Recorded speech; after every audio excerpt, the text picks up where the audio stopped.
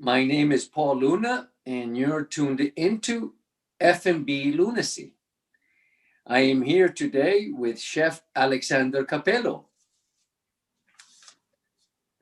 You are an executive chef in a cruise ship. What's the difference between working in a cruise ship versus working on land? Well, us we are like a floating hotel instead of in the same place. Yeah, I mean, is in the end is very similar to work on land because we do the same job. We cook food for guests, and the guests they are with us. The only things is the logistic because we load all the food once a week. We also load food in other port of call, and I will say the most challenge is what you don't receive on board, you don't have it. Okay. But we have always plan B, C, D, and so that this we can always adjust our menus regarding what we receive or what not. I will say one of the most challenging also is to have the staff to work because sometimes, if someone is missing, you cannot ask to the local work agent to get someone. You have to wait for visas, work permit, health certificate, and so that is sometimes if you miss one cook, maybe you are short for 1 month, maybe 2 months sometimes. Wow. Yes. You used to live in the state. What brought you to Italy? Well, I'm Italian. Like this, I went back to my origin. Well, I enjoyed to work on state. It was a very nice experience. I was there for more than 5 years on Hawaii. How many kitchens are there in a cruise ship? But usually there is around, I would say, average 12 kitchens, 12 restaurants. And the ship I work now is the latest from the Celebrity Cruise Line. The name is Edge. Now just one new one open, which is called Celebrity Apex. And they have 17 restaurants. We have a brigade of cooks, around 119 chefs and cooks. Do you know their names? Do you want all of them? Also phone number? Yes. You were mentioning you work 4 months? Yeah, usually the rules is 4 months on duty and 2 months vacation. Yes. Then depend the position because this is for the senior managers. The middle manager is 6 months work, 2 months vacation, and the line staff is 8 months work and 2 months vacation. Is there a particular ingredient in the ship you cannot be without? Pasta. No, if I have to listen to the guest, you must always have lobster. Lobster. Because the guests, they waiting for the formal night, which is now they call chic night, which is especially our company, they are very loyal to the guests come over and over and over. And some guests, they know better the menu than us as a chefs and as a cooks. They know which day, presentation, what it is on the menu, and all of them, they're waiting for the lobster night. Okay, lobster night. I don't have lobster, this cruise, better to be far, far away. That's interesting. Yeah. So lobster is a big deal. Lobster, yes. Your first job in the kitchen was? But when I was apprentice, I was doing like half of the time as a pot washer.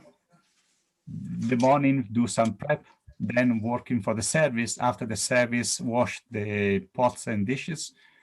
After get a break in the afternoon, then back again. And so on the weekend, I was lucky because the weekend was busy and was one gentleman was coming to help me for the pot wash. But this was in the beginning, yes. It's a small family restaurant on the Iseo Lake. As an executive chef of a cruise ship, what skills prepared you for the job? It's a bit more, I would say, complicated than working on land on the cruise line because you must organize better everything. You must look in ahead with the scheduler for the turnaround of your staff, who is leaving, who is coming. Then you must be in contact with the head office to looking for the rotation for your managers. And then you have to organize very well all the orders with the inventory manager to look in what you must to get on board and so and so. And I would say Europe is one of the most complicated for us because most of the orders, they are divided by three. Like this, for example, if you're in US, you do all orders 2 weeks ahead. If you go to in Europe, you need to do three kind of orders. One is 2 months ahead of time. That is, Right. if you get more or less, you get affected 2 months later. Then you get 2 weeks earlier, and then you get 1 week earlier. And then, of course, South America, Asia also is complicated because the company is organizing some warehouse strategically to make these orders better, because when you are in the middle of nowhere, it's not easy to get what you need. That is, I will say, as executive chef, you must be more prepared to be a more logistic person, plan things ahead more than cooking. Cooking, yes, is also there, but the logistic is more important because, as I said, if what you have on board, you have on board. But you don't have it, there's no way to get it. What is your schedule like on the cruise ship? You have another question? No, I will say what making crazy, because when you speak with friends and you say, I work in 24/7, look at what, 7 days a week for 4 months, 5 months? Yes. I have to say, you working on land, you have once a week Monday. Yes, you have Friday, beautiful. Yeah, it's Friday, yeah. But then you have Monday, right? Or Monday is horrible. Us, we have only Thursdays. And then finally, after 4 months, you get your Friday, but you never have Mondays. That is, what you do today, you found tomorrow, and so and so. I mean, it's difficult the first week because the jet lag from where you come from, after 2 months vacation, you're not used anymore to standing, working, and so, because for 2 months you do nothing. But after 1 week, you start to get in the routine. And then what you have to do, you have to manage your free time when you go off the ship, what you do in the nighttime on your free time. But usually my working schedule is around 7 o'clock in the morning till around 1:30, 2 o'clock. And then again, 4 o'clock till around 10 o'clock in the evening. Depends then, of course, if it's Christmas time, if it's springtime and so, Thanksgiving, they speak when there's more work to do. There is also regular, but also same as any crew member, any port of call, most of us, we can go off the ship. Then, of course, if you have 1 hour to go, you stay out only 1 hour. If you can stay out 3 hours, stay out 3 hours, whatever it is. Who would you recommend this job to? I will say for everybody. When I was younger, when I was in my 20s, I always work with some coworker. We have friends, they work on the cruise line, and they tell stories like this and this and that. I was always fascinated, but never like, let's go. Then I was on Maui, and was a recession time, was no chance to move around, was no chance to do nothing. Everyone was wanting to move, As a chef, I was wanted every 2 years move somewhere else. And then my chef one day told me, hey, listen, Capellissimo, what do you think to work on a cruise line? I say, cruise line? Yeah, because I got an offer, but I don't want to go. Maybe you are interested. I say, okay, let's shoot one email. But, when you say, let's shoot an email because no one will care about me anyway. And then the next day I get an answer. And then they told me, would you like to come to do the interview? And they say, me? Really? And I went. I went for the interview in Miami. I was there for 4 days. I get 1 full day interview with all F&B directors and HR directors and corporate and so.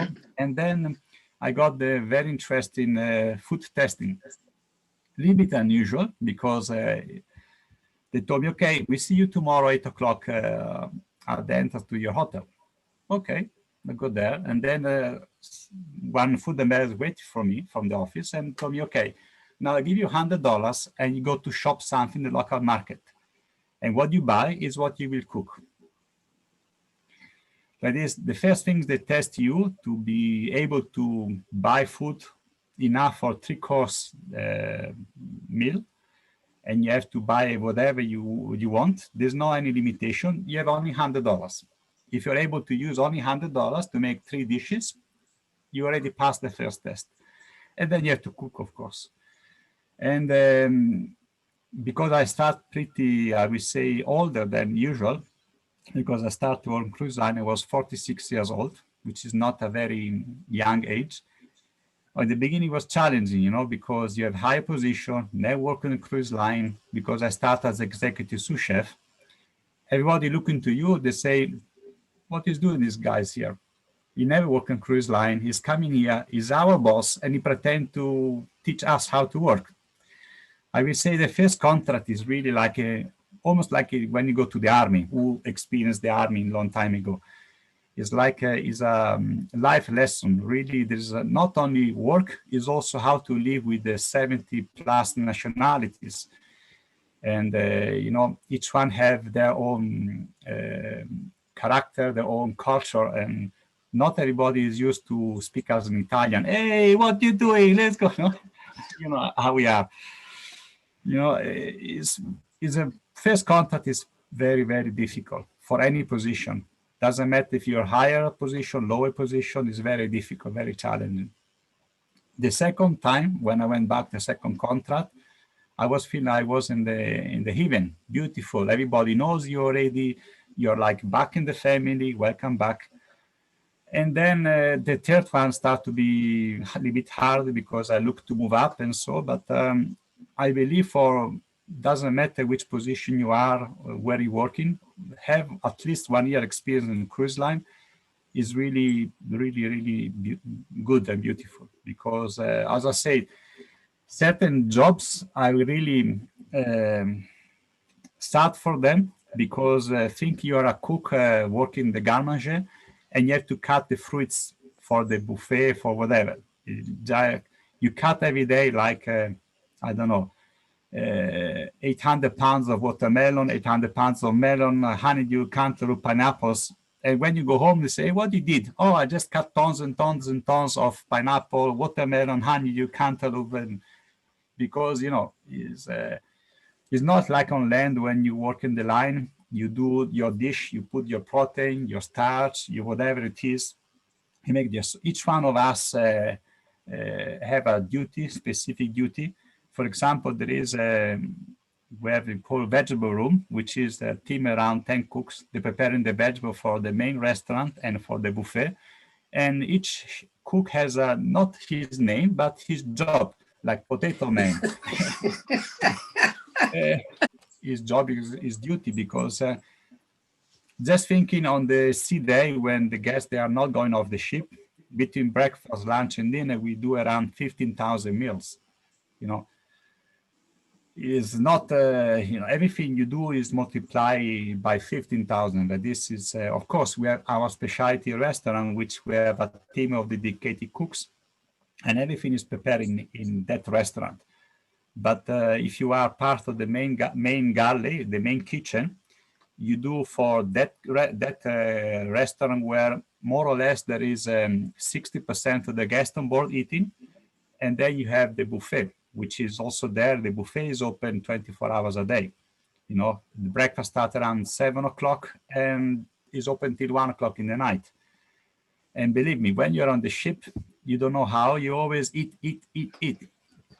Even my wife and myself, which were not eating a lot, you know, then is 4 o'clock is the tea time. And then you look in your hand, you have a cup of tea, pastries, donuts, this one, that one, scones. Oh. So one can gain weight in the cruise ship. But it's difficult. No? It's difficult to don't get it because you're there. You're like on the candy shop all day long.